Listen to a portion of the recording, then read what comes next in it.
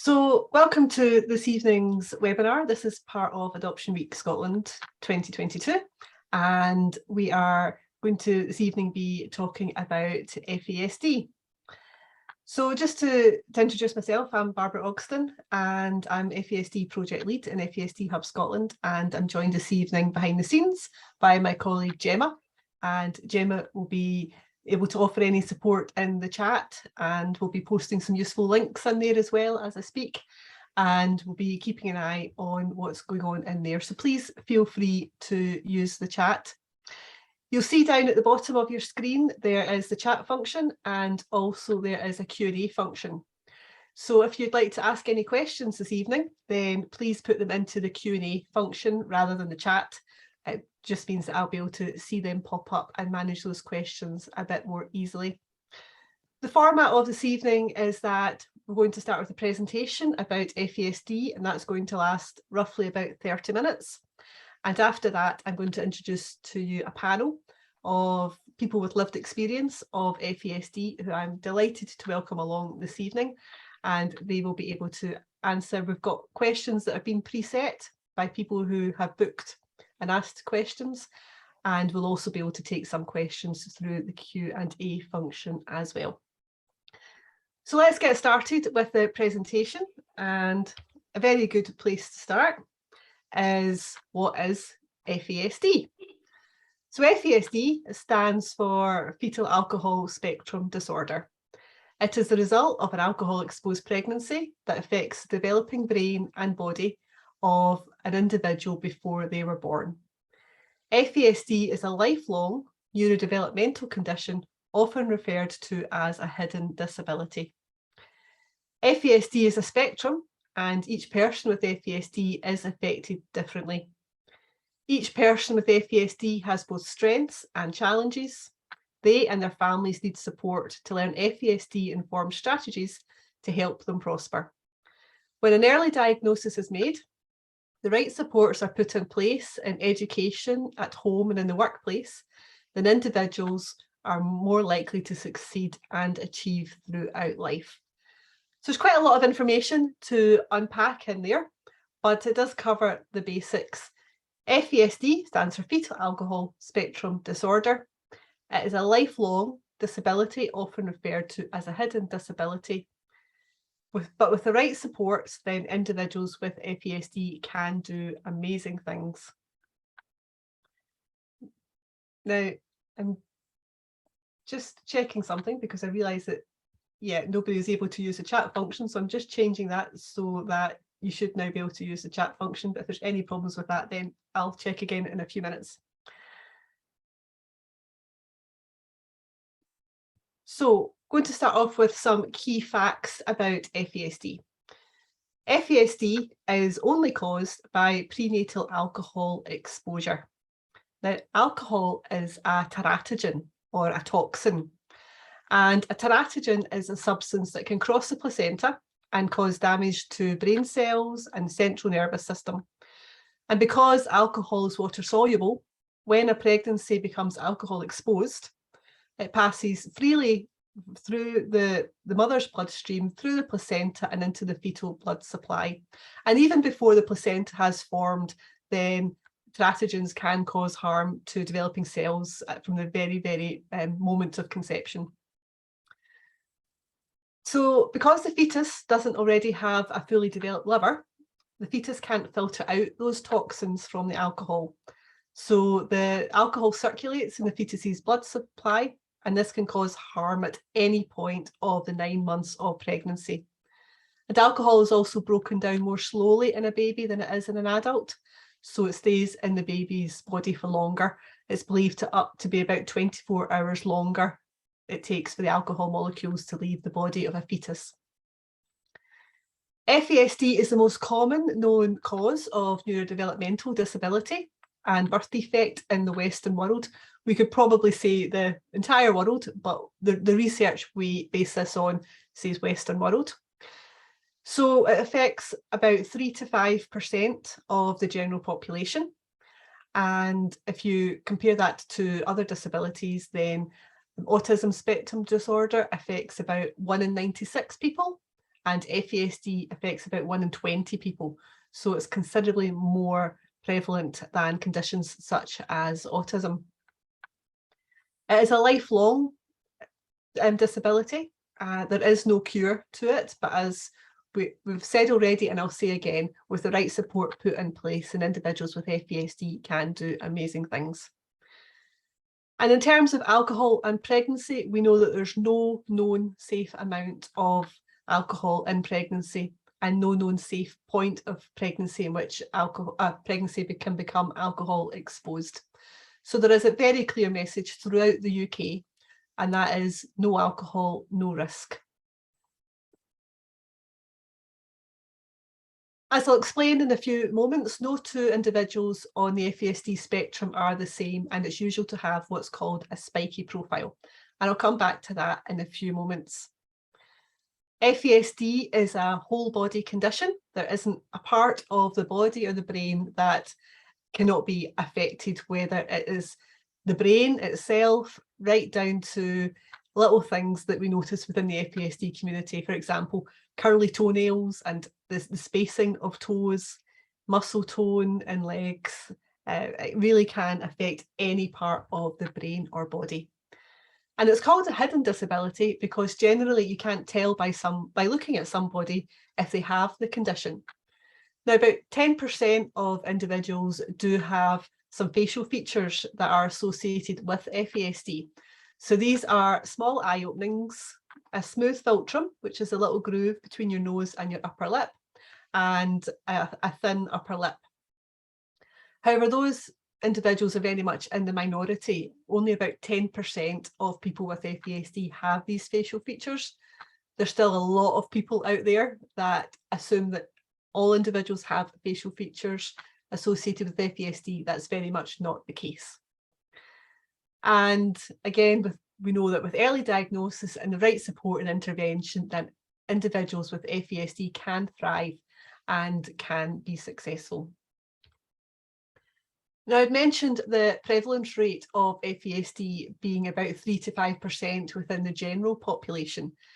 And although FASD can affect anyone who's exposed to alcohol in neutral, some groups are disproportionately affected. And one of these groups are children and young people who have been taken into care, which is why a lot of you I know have come along here tonight, because this is an area that you're interested in. Now, there's some research from Peterborough, and this told us that 75% of children put forward for an adoption medical had prenatal alcohol exposure, that's PAE, prenatal alcohol exposure, noted in their medical records. Now, this doesn't mean that 75% of children put forward for adoption go on to have FASD. It means that 75% of children are at risk of FASD. We also know that in the same research, 34% of looked after children, so those who are still in local authority care, had a history of prenatal alcohol exposure. And generally, care experienced children and young people could be 4 times as likely to have FASD as the general population. So what this does tell us is that FASD does become part of the picture for a large number of adoptive kinship and fostering families. And that's very much something, when we talk to the panel later on this evening of foster carers and adoptive parents, they'll be able to share with you more about their experiences. So how does alcohol affect the brain? So alcohol disrupts cellular function and development, and there's lots of different ways alcohol affects the brain, including cells migrating to the wrong area of the brain, or interfering with the chemical transmitters that pass information between the brain. And certain parts of the brain, in particular the frontal lobe, where we have our executive functioning skills, are particularly susceptible to alcohol, as that part of the brain develops last. So I'll get a little image on the screen here to describe how the brain works differently. So a neurotypical brain, if it's asked to carry out some kind of task, the task would be A on here, and straight away the brain sends out messages to the rest of the body in the most effective way that it can, the quickest way, using the least amount of energy. Now, a neurodivergent brain, for example, somebody with FASD, they can still complete that task, but the journey is maybe not quite as straightforward. It might take a few wrong turns on the way, but it'll get there in the end.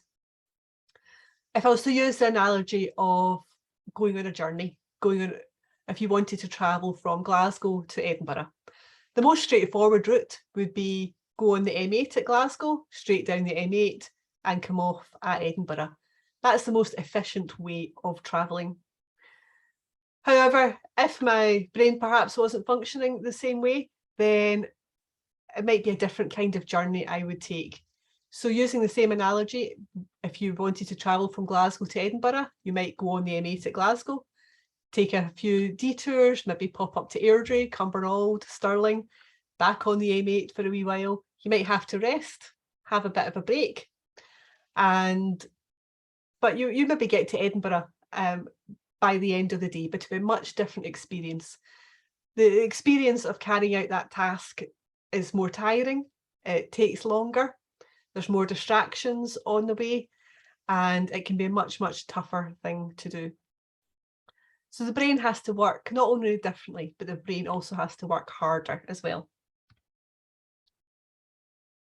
Now, this is what we call the brain domains, and the functions of the brain are grouped into these 10 areas, and these are for diagnostic purposes, and I'll speak a little bit more about diagnosis later on. But I thought you might like to see what the 10 brain areas are. So these are executive functioning, so that's our planning, organising skills, everything that takes place in the front of the brain. The kind of chief executive assistant, the part of the brain that gets us organised. Cognition, which is our learning and understanding. Motor and sensory skills speaks for itself. Academic achievement, language skills, attention skills, brain structure and functioning. The brain structure, obviously that's not something that we can see, but brain structure, sometimes individuals with FASD have a smaller brain, sometimes the parts of their brain missing, and this isn't something you can see. Some people would look at MRI scans. It's not something that's routinely done or recommended, but the actual structure of the brain can be altered.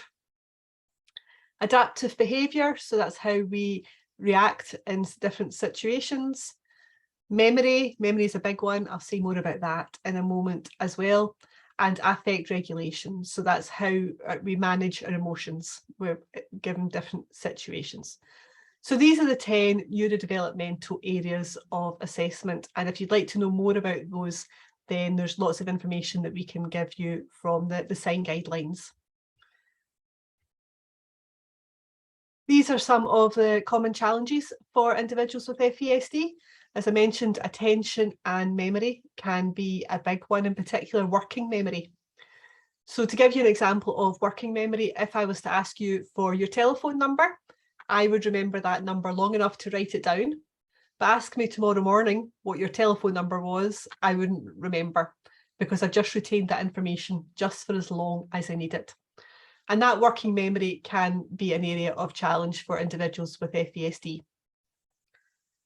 A lot of individuals also have hyperactive behaviour, around 60%.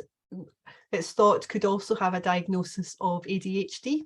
There is a big crossover between the two. However, the way that we support individuals with a FASD related ADHD and those with pure ADHD, it is different, but the hyperactive activity is a common feature of FASD. Cognitive fatigue is the exhaustion just from being. If you're in a classroom, it's that sitting still, it's being bombarded by what's going on around about you, all the different noises, all the different things on the wall and distractions, and trying to concentrate, and that is really, really tiring. That can lead to cognitive fatigue. Communication skills, receptive and expressive. It's very common that individuals with FASD will really be able to talk the talk, if you like. They'll really be able to express things really, really well. However, their understanding and the receptive of language of what they're being asked to do can actually differ quite a lot. And it's something that speech therapists can provide a lot of support around.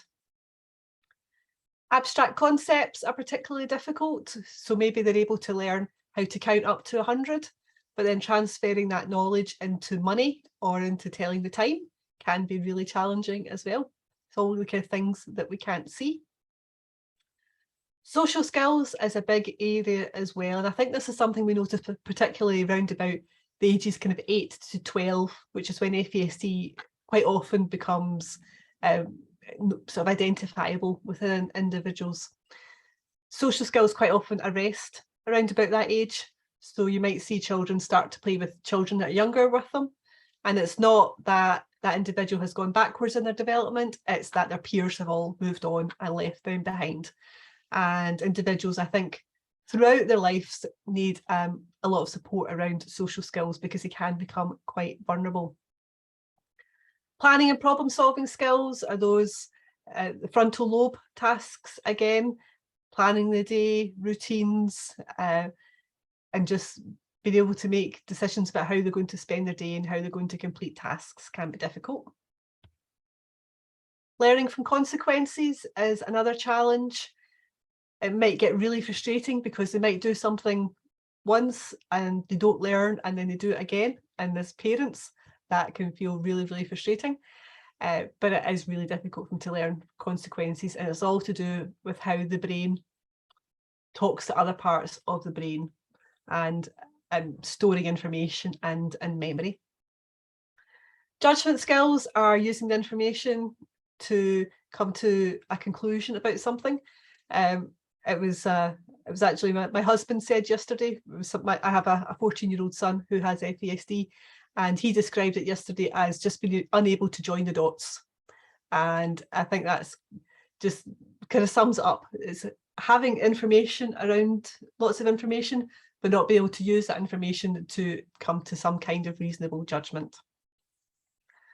Impulse control, whether it is lashing out physically, whether it's eating too much, whether it's touching things, and maybe even things that are not safe to touch, then impulse control is something that a lot of individuals might find challenging too. And auditory processing, which is exactly what you're doing at the moment. I'm giving you lots and lots of information verbally, and you're having to process that. And that can be quite overwhelming for some people with FASD. It can be quite tiring as well, leading to that cognitive fatigue I mentioned a few moments ago. Sleeping and eating, in particular sleeping, a large majority of individuals with FASD have sleep difficulties, and whether that's because they don't have an internal body clock, or whether it's because they don't understand that nighttime means sleep time, whether they struggle with that whole abstract concept of time, there's lots of reasons. And if that's something you're particularly interested in, then get in touch with us because we've got some good resources around sleep and FASD. Emotional regulation is using appropriate emotions and understanding our emotions in a given situation. And sometimes if people become overwhelmed, they might become dysregulated or have a meltdown, as some people would call it. And again, that's something that's very, very common in individuals with FASD, and there's lots of strategies we can use to support them. Motor skills and mobility, it might be fine motor skills, it might be gross motor skills. A young person that I'm aware of had Botox injections in their leg because they were toe walker and it needed to bring their heel down. And that area can also actually be a real strength for individuals with FASD. I know of individuals who are great sports people who have represented the country at like Special Olympics and who win awards for their county. So it can actually be a real strength for some people. And finally, sensory processing is another really big area. We're constantly bombarded with what we can see and smell and touch and taste and hear, and that can be very overwhelming for individuals. So again, that's another big area of challenge. So that's the kind of common challenges. That's a really brief introduction to the common challenges. I could give you lots and lots of information about all of those different areas, but I hope that gives you a wee flavour of some of the common challenges. I'd just like to move on now. I mentioned this earlier on, and this is what we call the spiky profile, and this is something really important to bear in mind. When we are talking about FASD, it's really important that we think about stage of development and not age of development. So you could have an 18-year-old and they might have the expressive language of a 20-year-old. So you can hold a really good conversation with them, a really good chat. However, their reading ability might be that of a 16-year-old, but you know, that's okay. You can get by with the reading ability of a 16-year-old. Their living skills might be that of an 11-year-old. Now that's quite a difference, isn't it? 18 to 11. Money and time concepts could be that of an 8-year-old. Social skills could be that of a 7-year-old. Comprehension and social maturity might be that of a 6-year-old. Now, if you think about what you're expecting a 18-year-old to be able to do, maybe they've got a place at college, maybe they need to get the bus to go to college, so they need to manage their money for their bus fare. They need to think about their lunch. Are they going to buy their lunch? Are they going to take a packed lunch? What are they going to do after? Maybe it's a Friday night. Are they going to go out to a pub or a club with the people in their class? Think about how vulnerable that person could be. And remember, FASD is a hidden disability. So you can understand that there could be a lot of challenges and a lot of vulnerabilities for that person. So it's really important that we get to know people really well and understand their spiky profile. And this spiky profile isn't something that's fixed. This can change on a day-to-day, hour-by-hour basis, depending how the person is feeling. But we can never assume that an individual with FASD is functioning at their chronological age. So it's really, really important message I'd love you to remember tonight is to think stage and not age. But as individuals with FASD grow a little bit older and into their later teenage years, early adulthood, then there are some associated difficulties that come alongside FASD. So without the right support and sort of early intervention, then some individuals may have difficulty with social relationships. They may experience poor mental health or drug and alcohol misuse. They may have involvement with law enforcement, inappropriate sexual behaviours, difficulty with employment, independent living. They may become vulnerable themselves. So that's why we have to think stage and not age. But it's also important to know that it's not prenatal alcohol exposure that causes these associated difficulties. It's the environment and the lack of support when they're younger that leads to these difficulties, because we know that with the right support, individuals with FASD can lead happy and successful lives. Now, I'd like to just move on just very briefly to talk a little bit about diagnosis, and we don't usually include this in this presentation, but from reading the questions that have been pre-submitted tonight, I would like to spend a couple of minutes just telling you about diagnosis. So this is all based on Scotland. However, I know we have got some people from England here today, and it's very similar.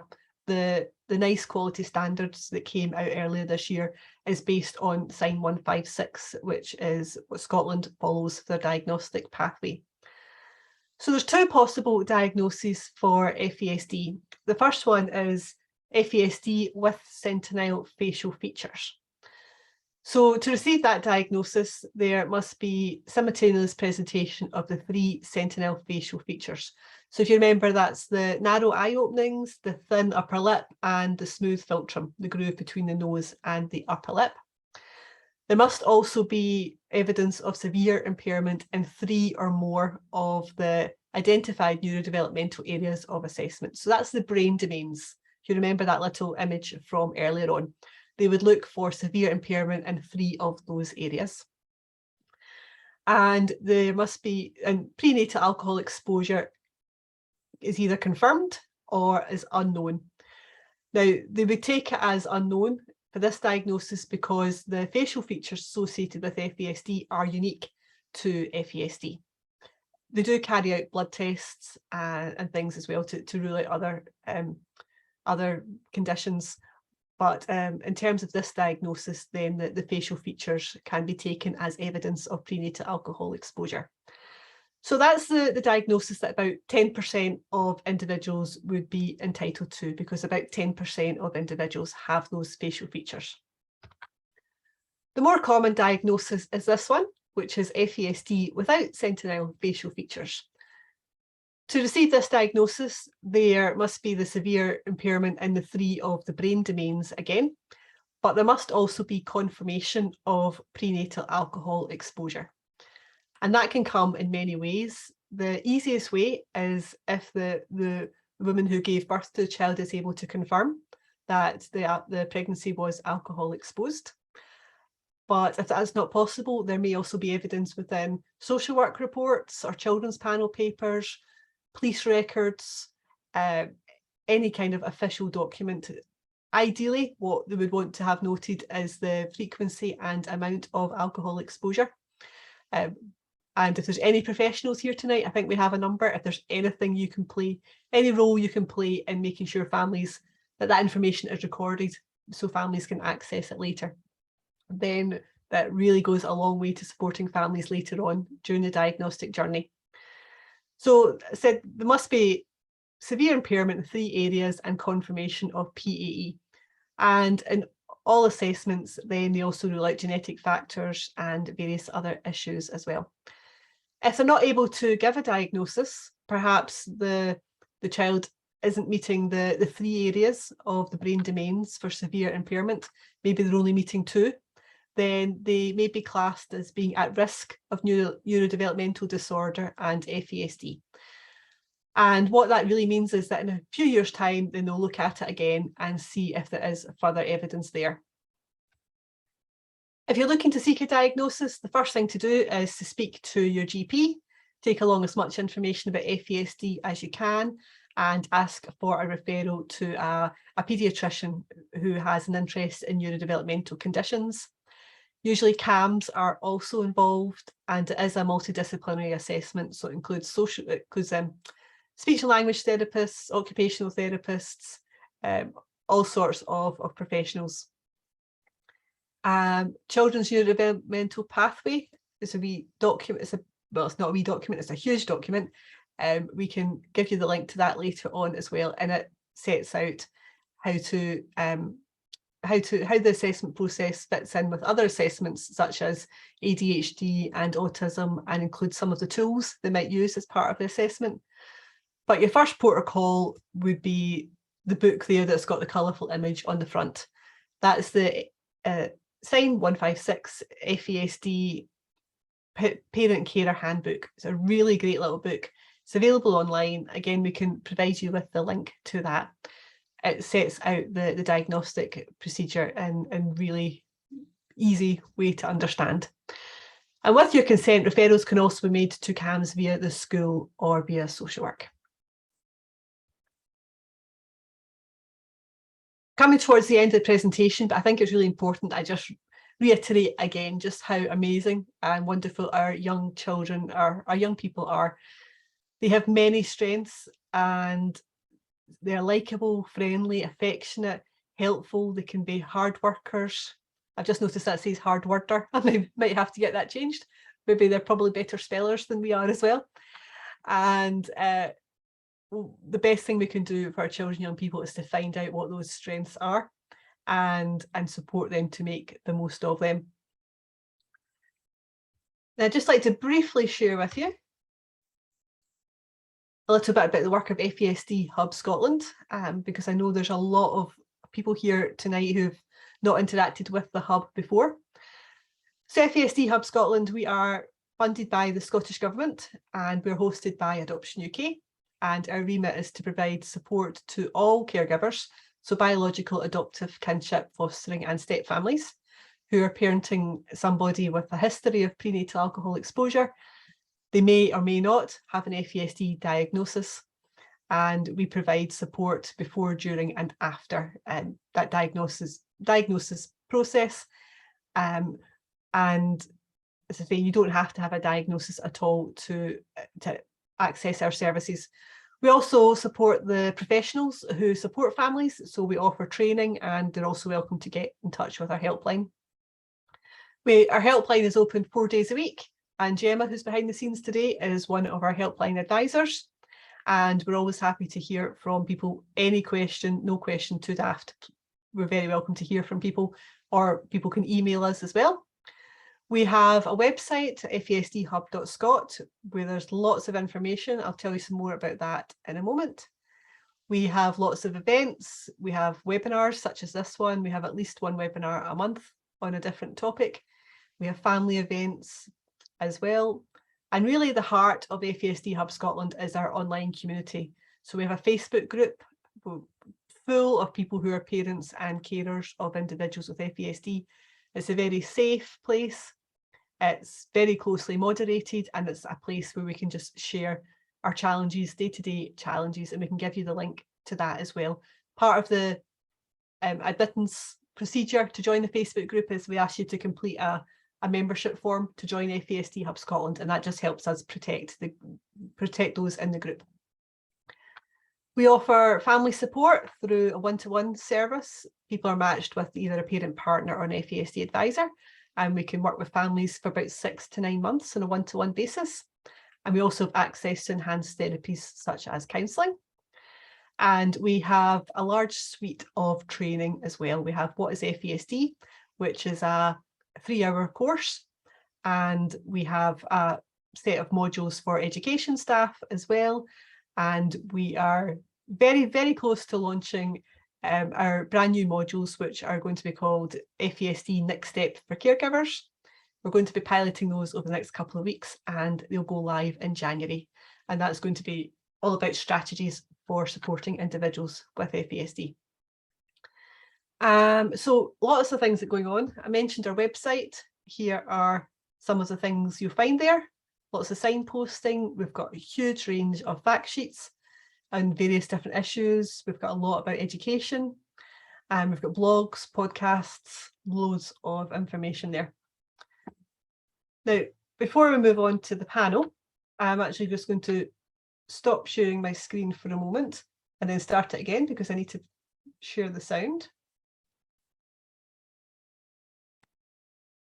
And I'd like to just end the presentation by showing you this animation, which you may or may not have seen before. I'm hoping the sound works. So if it doesn't, then Gemma or somebody might need to give me a shout. But this is an animation that we created last year in FASD month, which was September.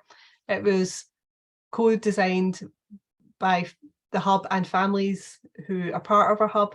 We're incredibly proud of this. It won an award for being just really so great, and we just think it's fantastic as well. So I'd like to share this with you. It's called FASD Makes Me Me. And once this is finished, then we'll introduce the panel and go on with some questions.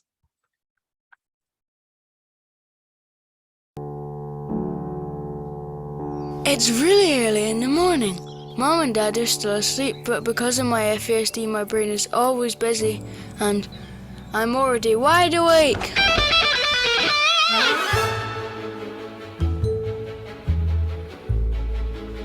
Mom and Dad have made a planner for my day. I find it easier if I know what's happening and when. 8 o'clock means breakfast. Jam on toast is my favourite. I love the crunchy feeling of the burnt toast between my teeth. Mom and Dad know all about FASD. So does my auntie. She's having a baby. She isn't drinking any alcohol while pregnant, making sure my new cousin is as safe as possible. Doctors now know that it is not safe to drink alcohol at any time when pregnant. Mum says it's not always been that way. Lots of people still don't realise how dangerous alcohol can be to an unborn baby.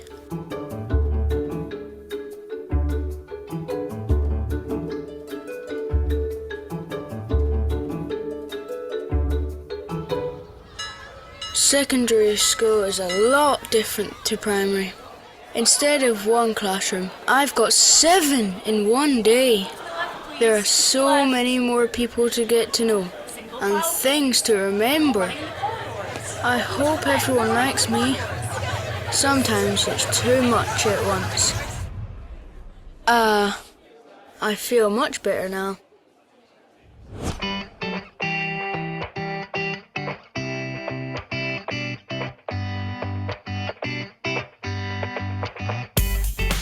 Today I get to tell my class about FASD and why I think differently about the world around me. It's not just me, it could be as many as 1 in 20 people. It's more common than autism and ADHD. People need to think differently like I do.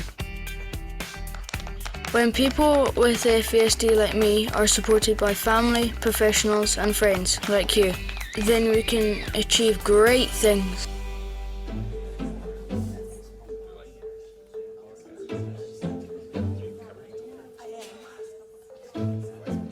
I like giving presentations and talking, though I'm not always so confident with maths. It sometimes helps to work things out in a different way. Thanks, Juliet.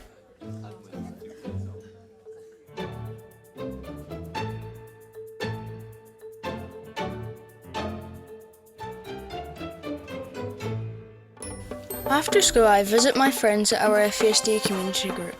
We all have FASD, but we're each unique.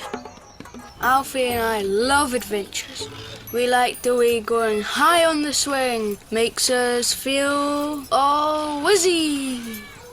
Anna is very kind to animals. Sometimes she needs a reminder to be gentle. Alyssa is really musical. She loves the vibrations of the drum. Sometimes she plays too loud for me, but that's okay. I like dancing. After seeing my friends, I am starving. Hurry up, Dad. Dad! Dad! Dad! I'm hungry.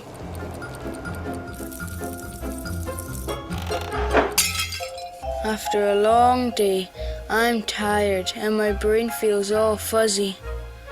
But my family understands that my brain works differently. They know how to help me.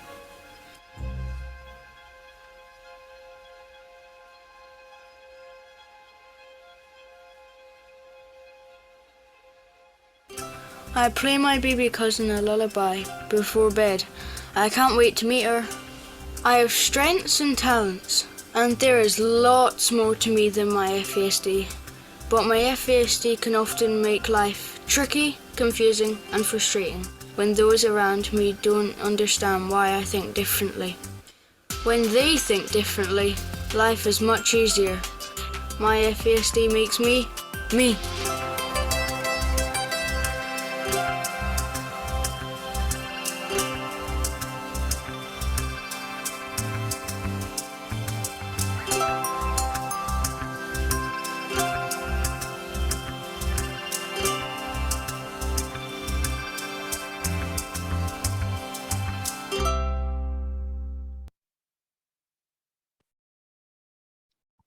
So there we go. There's what is FASD makes me me. And I'm just going to sort my screen out so I can see what's happening. And I'm going to ask all the panelists if they could turn their cameras on. Here they come. Right. Let's do that bigger. I can see everybody. Right, so I think we've got one more person to appear. I'm just going to be checking the chat, see if there's anything I need to respond to. No, that's oh yeah, the animation is just yeah, we just absolutely love it, and I think it just says something when it's the young people themselves that's what they want. That's their experience. It's their life. So no, we are very proud of it. Right, I think that's us with our panel here. So just a little reminder that if you'd like to ask any questions, put them in the Q&A, and we will try to get to those. The way we've kind of set up this evening is that we've got a few questions, first of all, that might be of interest to prospective adopters, and we have questions that might be of interest to adopters, and we have some around work professionals as well and how they support families. So let's start off by introducing the panel and seeing who we have there this evening. So I'm going to work my way around the screen. So Jackie, could you say hello and tell us a little bit about yourself, please? Yes. Hello, everybody. I'm Jackie Duncan. I'm a birth mum to 2 adult children, and I'm also a foster carer, a permanent long-term foster carer to 3 non-sibling children, a 15-year-old and 2 12-year-olds. And it is our 12-year-old foster son who came to us when he was 3, who was diagnosed with FASD with sentinel features in April 2020. Great, thank you very much, Jackie. And Terry, could you introduce yourself? Hello, I am Terry. I'm an adoptive mum to an 11-year-old boy. He came to us when he was 3.5 and he already had the diagnosis of FASD. He doesn't have the facial features, but he had been known to social work since birth, and they knew that there was prenatal alcohol exposure, and he had a lot of the other physical features associated with FASD. Thanks, Terry. And Karen? Hi, my name is Karen. My husband and I have 2 adopted boys. Our eldest, who's now 10.5, came to us when he was 22 months. He doesn't have, well, at the moment, doesn't have the full FASD diagnosis. His diagnosis is static encephalopathy with exposure to alcohol in neutral unknown. And it took me a while to learn how to say that. But he also has microencephalopathy as well. So his head circumference is much smaller than other children of his age. So his kind of head size is not even on the first percentile. We also have his natural brother, who is going to be 7 next month. He is looking like he will get the full FASD diagnosis, but he's also non-verbal. So we are now starting the pathway through CAMS to assess him for a learning difficulty, stroke disability. Okay. Thanks, Karen. And Carol? Hi, I'm Carol. I'm an adoptee. I'm also an adult with FASD. I had a diagnosis of FAS in the 80s when I was born. And like Karen mentioned, I have the small head circumference and everything else that went along with it at the time. And we are delighted that all of you are here as well. Carol's a colleague, should mention that as well. She works for Adoption UK. And although I'm not part of the panel tonight, I'll introduce myself a wee bit more as well, because I might chip in with some answers. So I have a 14-year-old and a 15-year-old. My 14-year-old has a diagnosis of FASD. We adopted him when he was 13 months and he already had a diagnosis at that point. So we've been around the FASD community for quite a long time. So between all of us, we have experience of adoptive families, we have kinship carer, we have Carol as an adult with FASD, and we are delighted to be here and to answer some of your questions. So we're going to start off thinking a little bit about sort of the early stages and prospective adopters. So the first question, which I think we're going to ask Terry, is how much awareness of FASD did you have before you adopted your child? So I was quite, well, I worked in psychiatry as a nurse for quite a long time, so I had a bit of an understanding about it. And because we knew we had chosen a child who had an FASD diagnosis, we made a concerted effort to learn about it. But I think it's quite difficult. You have to try and find more information, you know, and kind of do as much as you can. We were really lucky because he had the diagnosis. When we went to meet the medical advisor as part of the adoption process, we got all of his information and we got to see all the medical records, so we knew about sort of structure of his brain being affected, and we knew that he actually has heart defects associated with it, because that is something they can have as well, which caused him no issue in his life at all. They are not problematic, they're just there. So we were able to get all that information because he already had the diagnosis in place. Yeah. And I'm going to ask the same question to Karen. How much did you know about FASD before you adopted your young person? In all fairness, not very much. I remember when we were doing the preparation classes, when my husband and I were thinking of adopting, and for what I remember, because that was quite a few years ago now, they mainly kind of focused on NAS babies, so looking more towards babies that have been infected, been exposed to drugs. And it wasn't until really we were formally matched with our eldest, and I remember it was around, I think it was around about when we had the matching panel, our social worker had then suggested that we read up on FASD. So, and that's really when we kind of were first exposed to it, was when we were told to, and we were suggested a book to read. And I can never remember what it's called, but I remember there's an octopus on the front cover. I think quite a few people read this book, but that was when it was kind of brought to our attention, was round about when we had our matching panel for our eldest. Okay, so the book is Julia Brown and Mary Martha Parenting a Child with a Hidden Disability, and it's a book that we highly recommend. We send it out to a lot of families, but it's a really good introduction. Jackie, were you aware of FASD at all in your foster carer training? No, I knew absolutely nothing. When our foster son came to us, I think there was more focus on his trauma background and also attachment.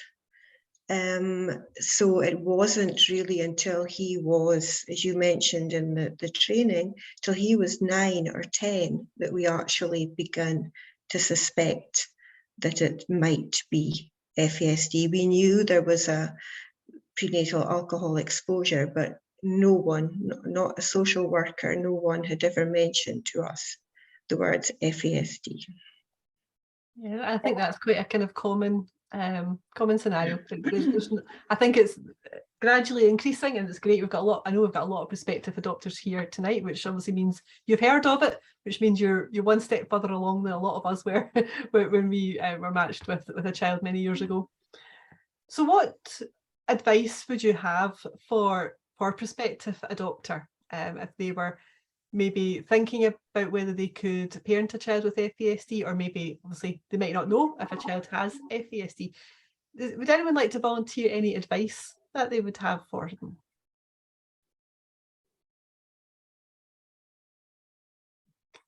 No, nobody's got any advice. I can talk from a foster care Yeah. perspective and just say that, if you're adopting from foster care, to use a good foster carer will be able to give you so much information on the child, the strengths and the challenges, their likes and dislikes, if there's any sensory issues or food issues. So from that perspective, make as much use of foster carer as you can. Yeah, I think my advice would be really think about your support network round about you, because I think that's something that through being a part of the peer support group, it's very obvious that we all had all these promises of people who would support us and be there with us along the journey. But it is a really, difficult thing sometimes because of the spiky profile and the difficulties our children have, that sometimes our families and friends just haven't been able to not help us, but help us in the way that they thought they were going to be able to. And so it's really thinking about your support network and really make sure that there are services supporting you right from the get-go, because I think naively we thought, well, our friends and family will be able to support us, and actually I think that was a bit naive of us, really. And actually it's been support from other adoptive parents, people who have already got that experience, things like the hub and professionals. Our social worker has been worth their weight in gold in terms of supporting us with it. So that's what I would say. Think really about your support and get a cleaner. That's what I would say. Yes, get a cleaner and someone to do your ironing for you. Though ironing, can't remember the last time I did ironing. Karen, would you have any advice? I think Terry's absolutely, she's nailed it. She's really hit the nail on the head. It's you find your people, because there's you tend to find that people will see behaviour and judge it on what they physically see. But with our kids, it's not about that. There's always underlying reasons. You know, they're not choosing to behave this way. It's just the way that their brain is, that doesn't allow them to make these choices. And when you find people who have maybe children with similar challenges, who just get it when you don't have to explain, you know, why my son is licking the banister, you know, why. So you find yourself saying some things that you never ever thought you would ever say, you know, out loud.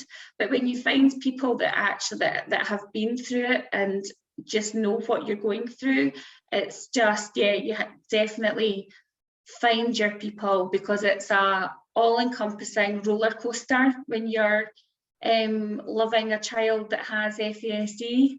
You know, you can, and you don't tend to. I was kind of thinking about it. It's like you can get 2 days that feel the same, but they're also so different, and then it can be a bit of deja vu, and you know, and but it's certainly not boring. They certainly keep you on your toes. And yeah, don't expect to have a spotless house after having children, because that doesn't happen. Oh, absolutely. I totally agree with all of that. And I think I would just add 3 very quick pointers as well for prospective adopters. One would be, get as much information about your child as you possibly can, particularly before that adoption order goes through and the records are sealed. If there's any information about prenatal alcohol exposure in there, make sure that you've got that, because it'll make things easier later on. I'd also say we've got a fact sheet which we can put a link to in the chat for prospective adopters, and in there's some good questions to be asking social workers and to be thinking about. And thirdly, I would say, don't be afraid. Don't be afraid of FASD. It's not horrific and horrendous. You know, you might hear the horror stories, but our children are amazing. Yes, they're challenging, but they are amazing and they can do amazing things. So do not be afraid of FASD. And talking about wonderful and amazing, Carol, I'm going to come to you, Carol. And could you maybe just tell us a little bit about your story and how FASD affects you? Okay. So I didn't know I had FASD until a lot later in life, in my like 20s. So I just went through life thinking I was just a normal teenager, and my mum still doesn't think that FASD is a thing, which is quite surprising to some people. But yeah, I was diagnosed at birth, and it was in my adoption records, which when I looked at my adoption records, that's how I knew I had it. So that was a weird way to find out, but it kind of was like a jigsaw puzzle. You know, once you read that, you're like, actually, this is why I did this. This is why I acted like this. This is why I struggled with that. And it really cemented everything in place for me, and then made me realise that I was actually already had coping strategies that I was kind of just doing as a daily basis, just trying to get through life without disappointing people. But yeah, so it's been a bumpy road, but like, I'm all right. I think you're doing better than all right. You're doing very well, Carol. Don't tell us. Well, in fact, no, I'll come back. I'll get you to talk about education later on, Carol. So I'll also get you to talk later on about some of the strategies. But I'm going to ask the parents and carers who are here about how FASD affects their day-to-day life. Obviously, it's a different slant because you're parenting an individual with FASD. So what are your day-to-day challenges? And Jackie, if I could come to you first. I think for us, some days it's a little like Groundhog Day. Because our foster son struggles with transitions, that you have to have very good routines in place, you know, throughout the day. He needs to know what's happening, and he also needs to know reminders of what's happening. And, you know, it's just the same every day. And you really can't give up on that. You can't relax from that sometimes. So I think that's the biggest thing at the moment, because he's lovely and he's wonderful and he's doing really, really well. But transitions are so hard.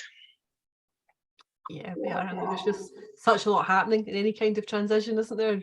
So many parts of the brain involved. I mean, we go through so many transitions every day that we don't even realise. It's walking from one room to another room. That's a transition. It doesn't need to be all the big moving from primary to secondary school big things. It's these little things that you're just not aware of when your brain is neurotypical. Terry, how does FASD affect your family? I mean, one of the difficulties we have is it's difficult to know where to start, but our little boy really struggles to regulate. So he becomes really dysregulated very, very quickly. And obviously he has attachment disorder, but attachment is affected by FASD anyway. But he becomes really dysregulated really quickly. And something we do experience, and I just want to be open about it, is we do experience child to parent violence in our home. And that's probably the biggest challenge we face. And that is it is difficult to parent a child who is hurting you and trying to hurt you. But it's about trying to remember that's just his brain, when it's chandeliering, something just ticks it off and he's just completely triggered. And so we have to use a lot of therapeutic strategies to kind of bring him down from that and manage that and keep everybody safe, because that is the reality as he's growing and getting bigger. But that's probably the biggest challenge we have. And then comforting him after it, because the shame for him at because his brain is way ahead of any rational reasoning functioning. So once he's done that, the shame for him is massive, because that's not how he wants to be behaving and that's not what he wants to be doing. So we have to make sure that we're reconnecting and helping him repair that without making him feel too ashamed. So that's our biggest challenge. Yeah, it is very challenging, and I think it's fair to say that Terry's not alone. A lot of families, there is child to parent violence within the families, and if you're experiencing that and you're watching this webinar tonight, then please don't feel that you're alone. Get in touch with the Hub or get in touch with Adoption UK, because we can offer you support around that. We can talk to you in the helpline. We can direct you towards some really good training around that as well. So don't ever feel you're the only one. Yeah, and I would just like to add that between the Hub and our social worker and respite agencies, we have got support that helps us with it. And our son has support as well to help him with it and kind of try and work on strategies and his attachment stuff. So there is help and support there for it. We're not just living in it with no help at all. So there definitely is help out there for you. That's really good to hear. I think it's important that people realise that you're not on your own. We get it, and there is support there. Karen, how does FASD affect your family on a day-to-day basis? Just kind of following on from the thread so far, we have, it might not look like it on the surface, but we have some quite strict routines, particularly in the morning. Getting ready to go to school is often a challenge, so we have very strict routines, and for bedtime as well. My eldest also has attachment challenges too, which just through his early life trauma, but it's more with regards to he's such a people pleaser. And he's really struggling at school, but he tries so hard. But he's now at an age where he is understanding his differences between him and his peers, and it takes a lot for him to get through the school day. I know, and the teachers think he's coping, but he's coping, but it's more that he's masking because he doesn't want to appear different to his peers. So his brain works a million miles an hour. He's having to try, and because he struggles to filter out everything that's going on around him to focus on what he needs to focus on.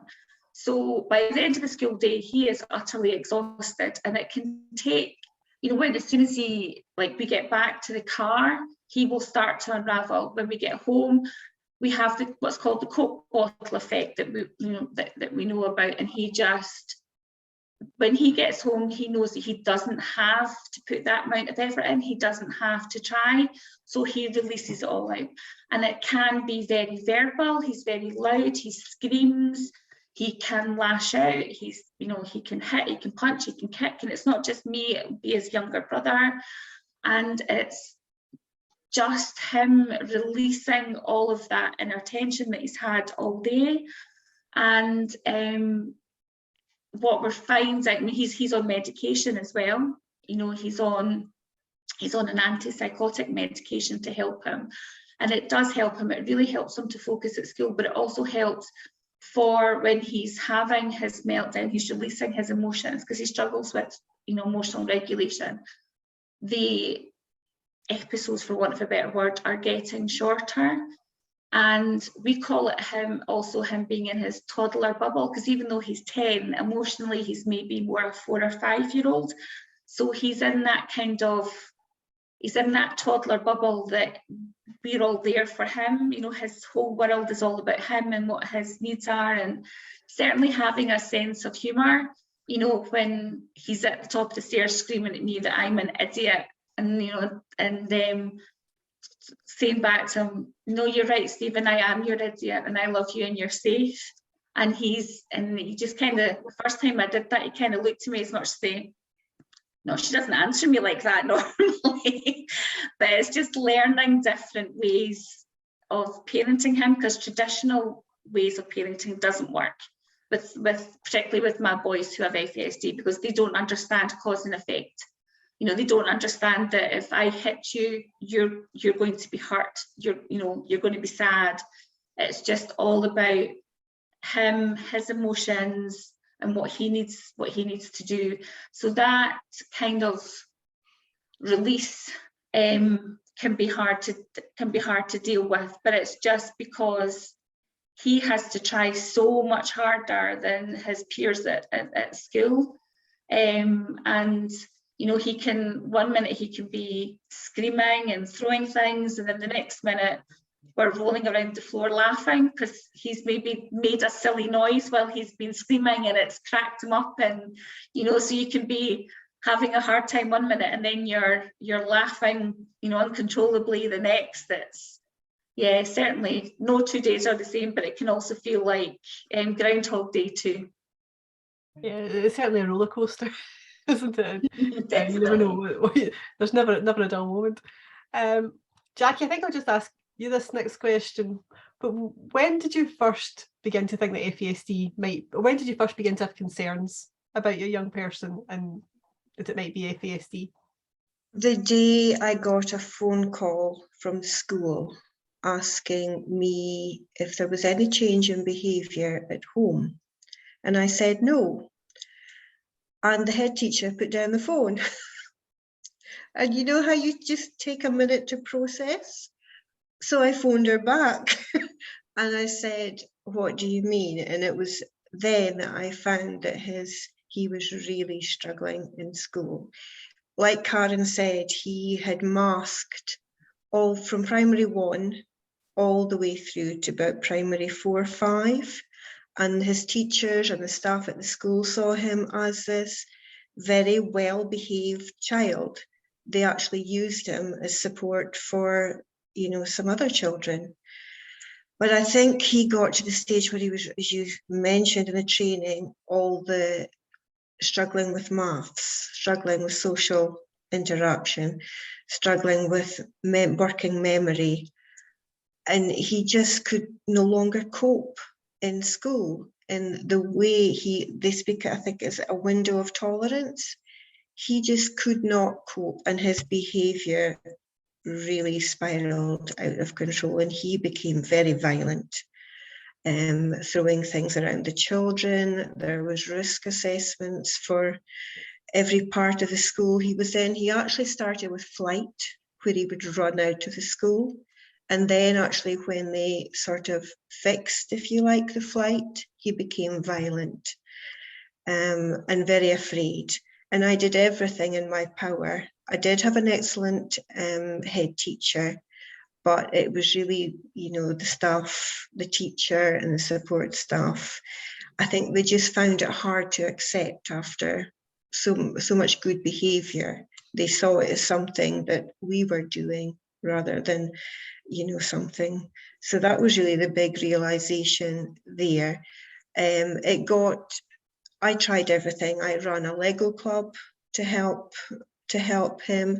I spent a week in school sitting alongside him. And it just, everything we tried, nothing worked. So we ended up having to move schools. And it was actually the best thing that we did, because it was a fresh start and a new head teacher with a whole school approach to his learning and his education, which was very much relationship and strength based. Yeah, I think that probably leads us on nicely to the topic of education. And I think, Jackie, you just I'm just trying to remember, but you're getting towards the transition to high school kind of stage. He's actually started primary school, Yes. and he just had the most, just the best. The best thing I did, and I recommend to everybody, is to get the transition fact sheet from the hub. His head teacher took it, I sent it to her, and we worked through, starting with, I think the first thing is to mention a transition box where we put information about his FASD, we put in photos, we put fidget toys, everything about him into this box. And it started in the beginning, the first term of his last year in primary. And then it just went on, and he ended up getting 2 terms of 1-hour visits to the high school before he actually started the high school this summer. So just excellent. It makes a big difference when there's a really strong transition plan in place and it's just child-centred and Yes. absolutely unique for that child. So it's really good to hear. Terry and Karen, would either of you like to share experiences of education? Education is usually a topic that parents of children with FASD can talk a lot about. Have I got a volunteer that would like to share Terry? I mean, I think for me, oh, hang on, maybe Karen wants to speak. I'm getting a bit. Oh, I think Terry's been called away. Karen, would you like to talk about education? Yeah, it's a bit of a journey, a bit of a roller coaster. On one hand, we've been quite lucky with the school that our boys go to, but on the other hand, there's still a complete lack of understanding of FASD and how their brains work. It's very much centred on behaviour, and some of the comments that I've had over the years is, you know, that the boys are, or particularly our eldest, because he's in P6 now, so he's been in the school for a lot longer, is that choosing to behave that way, you know, or things like because he has such a literal brain, if there has been, he requires a lot of supervision. He needs adults to be his brain, because, you know, there's that, you know, the whole thing where if he thinks it, he says it. Like there is no filter there. There's no 2 or 3 seconds of a time lapse for his brain to think, is that a good thing to say, or is that a good thing to do? You know, there was thankfully, touch wood, that we've not had an incident recently, but a few months ago there was an incident with another child, and he was brought into the school because he had hit the child, and the teacher had turned around and said, "Did you hit the child?" So a very direct question, and he said yes, because that's what he did. But he didn't understand that he didn't have the ability to tell them the context of what happened. So prior to him hitting the child, these 2 children had been chasing him around the playground and making him really uncomfortable. They wouldn't let him join in with the boys to play football, and he got really frustrated and lashed out to one of the children. But because the teacher had said to him, "Did you hit the child?" he said yes. So it's particularly our eldest, because our youngest is non-verbal, but he's such a literal thinker. You really have to think what you say to him. So he, and because he has, we were talking before about one of the symptoms of FASD is memory, and because he has gaps in his short-term memory. So now I've said to the teacher, look, if something happens, don't ask him if he did something, ask him, what were you doing before it happened? You know, what was going on? Get him to show you, because often he will struggle with the words to tell you, but he'll be able to physically show you and guide you to what happened. And because if you try and get him to talk about it, because he's got gaps in his short-term memory, he will then fill those gaps. And, you know, confabulation. So the story he will then tell you will bear very little resemblance to actually what happened. And because he's got no concept of time either, I mean, you know, 5 minutes can go by and he thinks it's an hour, or he'll talk about something and he'll say, oh, that happened 3 days ago, but it actually happened 2 weeks ago. You know, and it's just, it can be a bit of a struggle. I recently had an incident with my youngest, and sometimes I feel like I'm having the same conversation with the school, because they think that they'll put a process of support in place, and because it works and, you know, everything settles down and, you know, my son's happy and things are moving along, they then start thinking, right, it's working so well, we're going to take that support away. And then they wonder why it goes back to what it was like before. And you're like, it's working well because you're supporting him, you're meeting his needs, you know, he's feeling safe. You can't just then take that support away and then wonder why.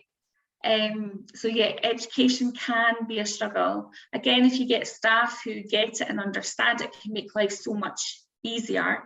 But I think there's just so little knowledge out there about FASD, and that doesn't help, even like talking to other people. And, you know, and a lot of people don't know what it is. They don't understand how alcohol can, you know, affect. And I think what doesn't help is there can be some stigma attached to it. And it's not, then there shouldn't be. There absolutely should be no stigma attached to it. And I think if there wasn't, that would make it easier for children to be diagnosed and to get the help that they need. But yes, education is definitely it's one of those things when, you know, that I am that parent, and sometimes when I go in the school, I can see them looking at me going, oh God, it's her again.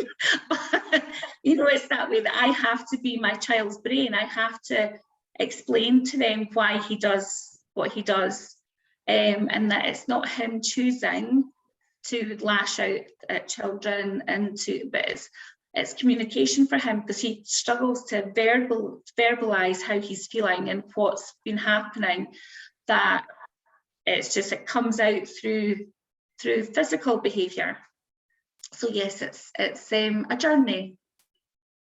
And I think we can all relate to being that parent at times. Yeah, absolutely. Terry? Sorry, I had to run off there, obviously. Yeah, I think with education, I think a lot of it depends on your school. So my son was at a school from primary 1 to 3 who just didn't get it at all. They didn't understand his FASD. They treated him like he was a naughty little boy, and they did things like put him at the back of the classroom facing the wall by himself. You know, a child who had early life trauma of neglect, you just wouldn't do that. They did things like took away his wobble cushion that had been given to him through an OT assessment, because, oh, he's fine, he doesn't need it, some other child might benefit from it, things like that. And basically we got to the point where we moved him schools.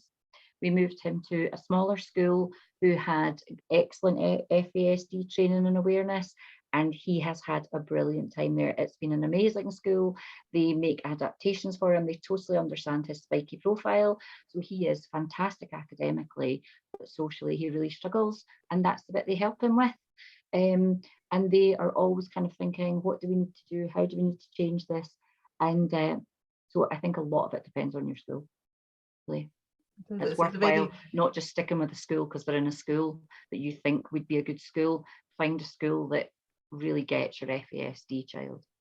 Yeah, it definitely makes a difference. Very patchy about FASD knowledge, and yeah, once you find a school that get it, stick with them. Carol, would you like to tell us a wee bit about your education journey from childhood to adulthood? Yeah, so again, just to go with the trend, it was very bumpy. So when my mum and dad adopted me, obviously they were told that I had FASD, and the whole heartedly went, "It's fine, it's not a thing, we'll be fine." So they kind of just went through supporting me with no support. Didn't believe that, well, in the 80s, FAS, like there was that stigma. I wasn't meant to know I was adopted, so there was no talk of that. You know, there was no talk about FAS because my birth mum didn't, not my adopted mum didn't want people to think that she drank because I wasn't known to be adopted and stuff. So there was this whole, it was just a mess. But yeah, so I just went to school, like, again, masking very well, but really not fitting in, especially like, you know, friendships and social situations, get myself in a lot of trouble during primary, and that continued into high school. And a lot of the time, you know, people, the teachers and that would just write it off as because they knew, they, like, obviously they knew that I was adopted, they just put it down to being, oh, just because of her background, that's why she's acting like that. But yeah, maths was a no-go. A lot of subjects were a no-go, but I did have a lot of strengths as well. But everything was made educational by my mum because she was quite stubborn, like me, and said, we're going to prove everybody wrong, because when she did take me on, that she was told that I wouldn't achieve much academically or socially, so not to expect much, which is a horrible thing to say about a child.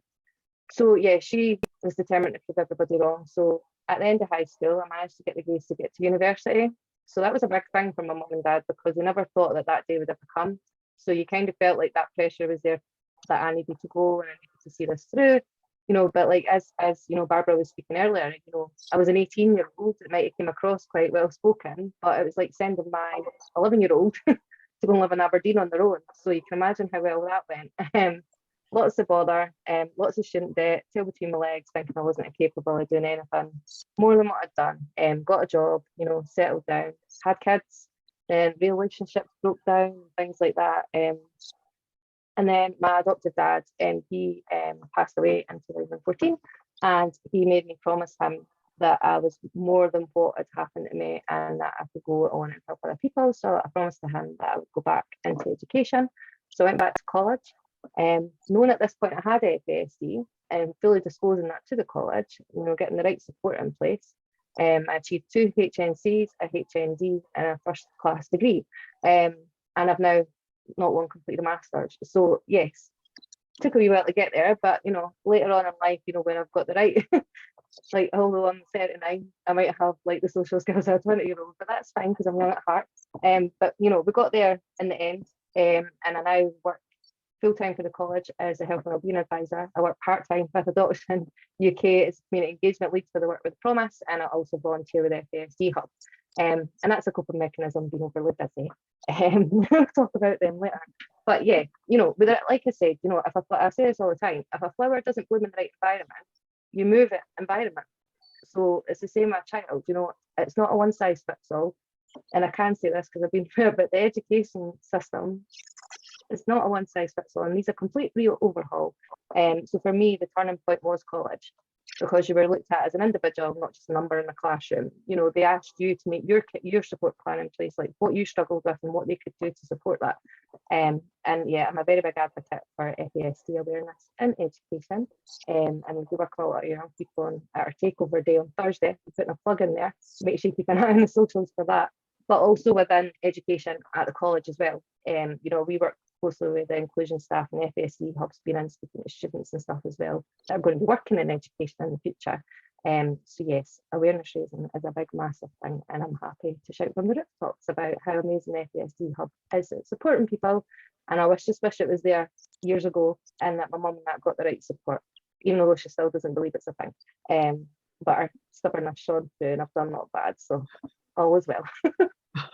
Oh, thank you very much, Carol. I know we call on you a lot to share your story, and we're always grateful you're open to doing so. Just sticking with you a wee minute, Carol, if that's okay, but what kind of strategies do you use that help you? Or where do you maybe slip a little bit sometimes? I still struggle a lot. Like it doesn't go away. It just like shows in different ways. So no, you know, as an adult, you have to be flexible, and independent living doesn't always go well. But I'm a lot better than what I used to be. Like, yeah, I'm still really bad with money, time, organization, you name it, still the same when you're an adult. But routines, structure, yeah, if you're not out with routine or structure, I'm an absolute nightmare and I will lose it. My partner says anyway. Or just dealing with difficult things. You know, you mentioned transitions and stuff. Yeah, it changes in my life. It takes me a lot longer than everybody else to get over it. Whether that's, you know, something serious or something just, you know, really mild, or just that I've told my kids to put shoes on 5 times and then get really irate about it. I know that's normal, but for me it's even worse. I'm like that meme with the dinosaur, you know, when you start shouting at your kids going, I've told you to put your shoes on. So yeah, it's just lots of stuff like that. But even like friendships and stuff, you know, I used to be a real people pleaser when I was younger because I just wanted to fit in. Now my circle's really, really small, and if you're in that, you're very lucky. But that suits me. You know, I've learned a lot of lessons along the way. And you know, especially like people are like, how did you manage to do, you know, a degree or a master's and stuff? Repetition is key for me. Like, somebody can tell me something, but you might, people think I'm being rude sometimes if I'm on a video call because it looks like I'm looking down, but I'm sitting scribbling stuff down so I remember what's being said. Or like going, actually that's really good, I need to take that in and remember it later. With my studying, like, you can't see on the other side of the room, but there's loads of notebooks, and my partner laughs at me because it all says the same thing in it, but it's the only way that I'll process it is by writing it down. And then I'll have like calendars, and like I've got a separate Outlook calendar, and it looks a real mess, but to me it's fine because I need those reminders. Like, I need a reminder to take my lunch sometimes just because it's just the way I am. So it's just little things that's now just part of my day-to-day life that I think is normal, that other people think is not normal. But yeah, you learn along the way, and you know, it's different ages affect different things. And, you know, it's the same as being an adulthood, and I'm sure in 10 years time I'll have totally different coping mechanisms for stuff.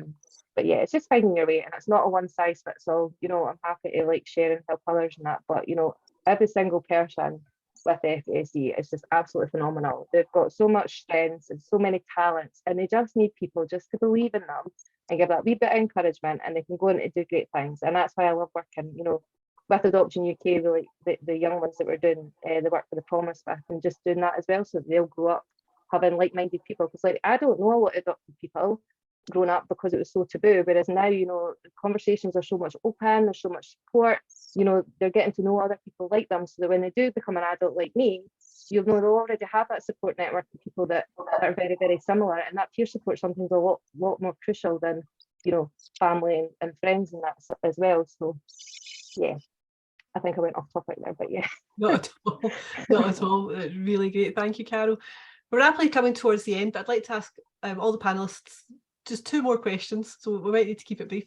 The first question is going to be about a professional who has supported you, or a person, it doesn't have to be a professional, somebody in your life that's been your key source of support.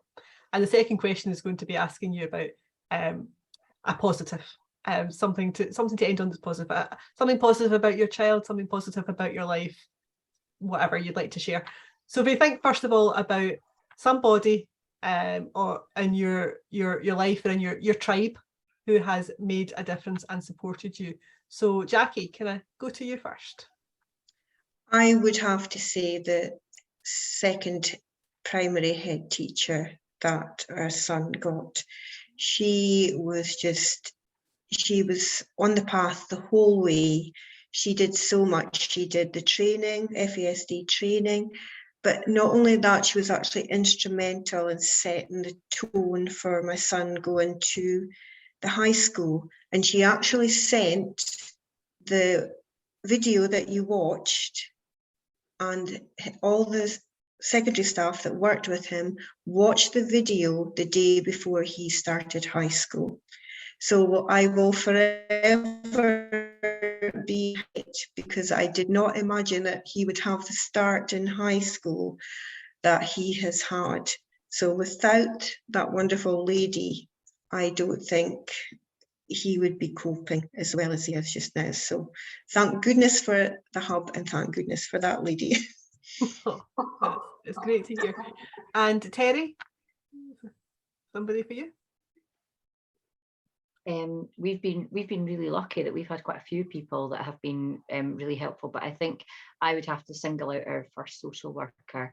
She's retired now, and luckily we've gotten a great replacement social worker, but our first social worker was absolutely brilliant because she had been an adoptive parent to a son with FASD. So she really understood the journey we were on and the difficulties that we might face, and she was really helpful in just making us feel like this is going to be okay at the points where things were really difficult and we weren't sure how to go about things like moving in school and getting support and things. So I think that's who I would single out. Karen? I suppose at the moment it would be my youngest son's speech and language therapist, who she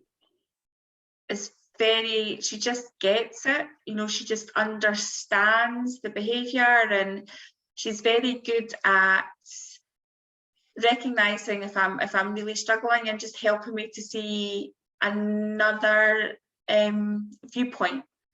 And she's just, you know, it just that whole kind of, when you, I think I mentioned earlier, when you're talking to somebody who just gets it, it's, you just can't beat that. It's just, and also what I would say, my eldest first paediatrician who guided me towards the hub, and again that's been a godsend, because I've made friends through the hub, and again it's being with people that have had lived experience that you just don't feel like you're on your own, and I would have to say a couple of positives with regards to my boys. They're so engaging. Like, you know, if we're out and about, people will always stop and comment on my youngest son's eyelashes, because he has the longest, thickest eyelashes, and the ladies just love it. And my eldest is such a good storyteller. You know, he will, but he's one of those that you really have to concentrate on, because he'll start off telling you one thing and then he'll jump to another, he'll jump to somebody else and come back to the first thing. So you really have to concentrate on what the story, but he's a really good storyteller, and he's got a bit of a cheeky sense of humour as well. And he's a very unique outlook on life. So yeah, he keeps me on my toes. Great. And Carol, has there been somebody that's been significant in your journey and offered you support? Yeah, so I'm just going to be softly and say my mum and dad, because, you know, they were, you know, they didn't have to take everything that came along with me on, but, you know, they believed in me, and although they didn't believe in FASD, you know, they supported me every step of the way. And I don't think if it was for my dad, well, obviously, you know, a death can really, you know, change your life in more ways than one. And it led me back in education and amazing opportunities, you know, through work, through, you know, college, and through yourselves and Adoption UK. And yeah, I've achieved loads. So it's like, yeah, I'm very thankful to a lot of people, but it initially stems from them. And almost finished, but Jackie, a positive to finish on. Just that our children, which have so many strengths. I love my young man. He just is so lovable. If you want to know anything about any vehicle that you'll see on a road, ask him and he will know. And his artwork is phenomenal. Great. And Terry? So my little guy, he loves reading. He loves a word pun. He loves puns. He loves words and how they all play together and kind of using them cleverly. And he is a beautiful singer. And he's actually in the National Youth Choir for Scotland. He was in the National Youth Choir for Scotland, the boys' choir last year. He got in, and he's actually just done his audition on Saturday. So we're going to find out in December if he's going to get in again. But he totally smashed out the park. I couldn't believe it. So he's amazing. So that's my boy. And Karen, you mentioned your eyelashes. Anything else positive you'd like to finish us off with?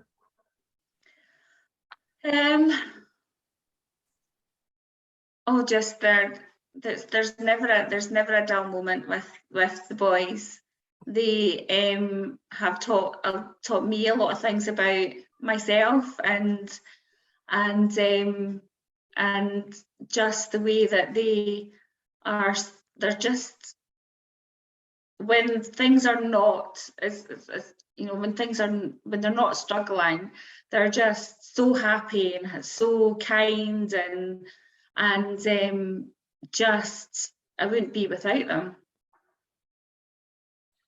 And Carol, I'm going to give you the last word. Inspire us. What sorry, I'm putting you on the spot there, Carol, but a final word. I know that you believe that people with FASD can achieve and do great things, and you're absolute testament to that. So what message will you have out there for parents who are maybe struggling or maybe thinking about whether they should adopt a child with FASD? You're thinking about it, go for it, because my life would be totally different if my mum and dad didn't, and I'm forever grateful for that. And if you are struggling, then reach out for help, because I mean there is so much more support now. I mean, there's still probably a long way to go, because I know how big the goals of the FASD hub is, but you know, we're getting there slowly and surely. You know, through the different works that I'm involved in, we know how much more conversations are coming about, and how when you mention it, people aren't going, what's that? Can you explain that? You know, there is a little bit less of that. So that's nice to see that there is a lot more work being done. But you know, people with FASD are just brilliant. Like the kids from the E Project, make sure you tune on Thursday, because there is a video, I think it's about 5 o'clock, and it's Let's Talk FASD, and that's their feedback on what it's like to have FASD, what needs to change about awareness raising and stuff like that. And it's all come from them and designed by them. It's just a small snippet of how amazing these kids are. So that's a nice wee collective group that we've got going on there. So we've got a lot more people that could be sharing their stories and being inspiring than just me. But again, yeah, go for it. Like, you know, we've all got our weaknesses and strengths, but who doesn't? So with the right support, you know, we can grow up to achieve great things. And then you've got all the lovely parents talking about how amazing all their kids are, which is great. So just the show. I'll look forward to seeing that on Thursday night. I'd just like to thank all of you so much for not only giving up your evening to talk to us, but also the prep we did before, and just for being so open and honest about your challenges and your joys of your family life. Thank you so much. I know everybody here tonight who's watching will really appreciate all that they've heard from you. So yeah, just a real heartfelt thank you to all of you. That's the end of tonight's webinar. It will be available on our YouTube channel by the end of the week. There's plenty more happening during Adoption Week Scotland, so please have a look at the website and see what else and get involved. I'm going to ask the panelists if you can all just stay on for just now, and I'd like to say good evening to everybody else. Please get in touch with the helpline, email the hub if there's anything we can do to support you. That's what we're here for. And thank you very much for joining us. Good evening, everyone.